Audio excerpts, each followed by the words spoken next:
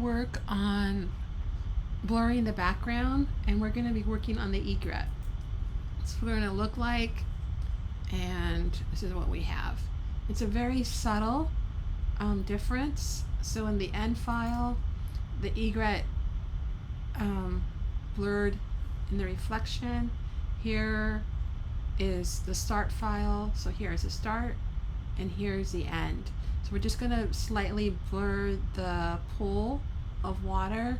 We're also going to blur the grass and the flowers a little bit. So instead of me just double clicking the start file, we're going to do something a little bit different. So here we're going to go to Photoshop and File, Open as Smart Object. And we're going to open the egret start file, and we can see in the layers icon it has a little S, so that means it's a smart object. And we're going to blur the water a little bit more.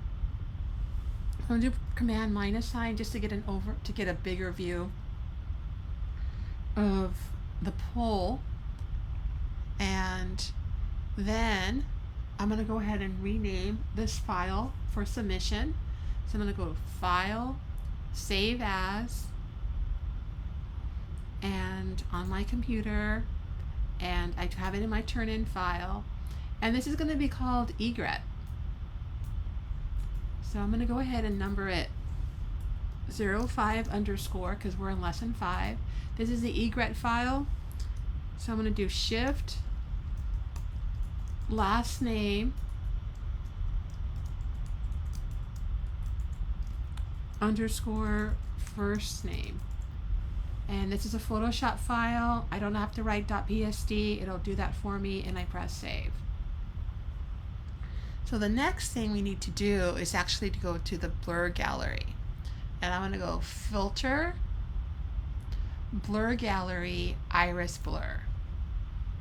And we need to adjust where we want it blurred.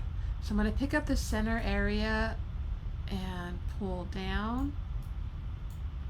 Then I'm going to pull up a little bit. Oh, I apologize. It goes the other direction. So let me go back up here.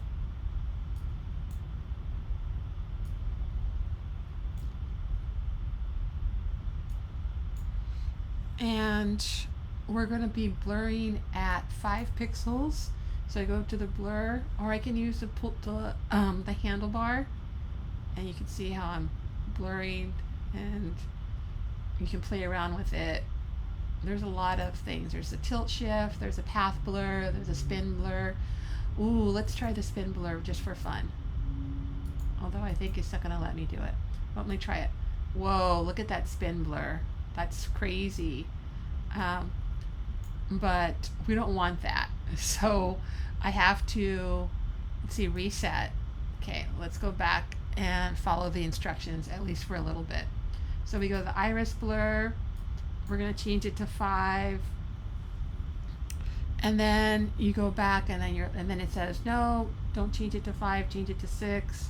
So then I'm going to go ahead and change it to 6, but I'm also going to pull out these handles, and I'm going to bring this up and play with that. Let's see. Whoa. Now look at the problem. I turned away and it says the blur is 410 pixels. We only want 6. And if you like it, then you press OK. And because it's a smart object, if I click right here in the blur gallery, I can bring up the blur again.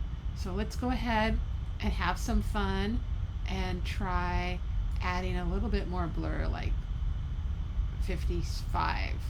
Because we can do that. So I'm going to go ahead and press OK. And, you know, this is totally wrong. but I can change it because this is non-destructive. Click on the blur gallery and then go to blur, and let's go ahead and change that back to 6 and press OK, and then go File, Save, and that's how you use the iris blur.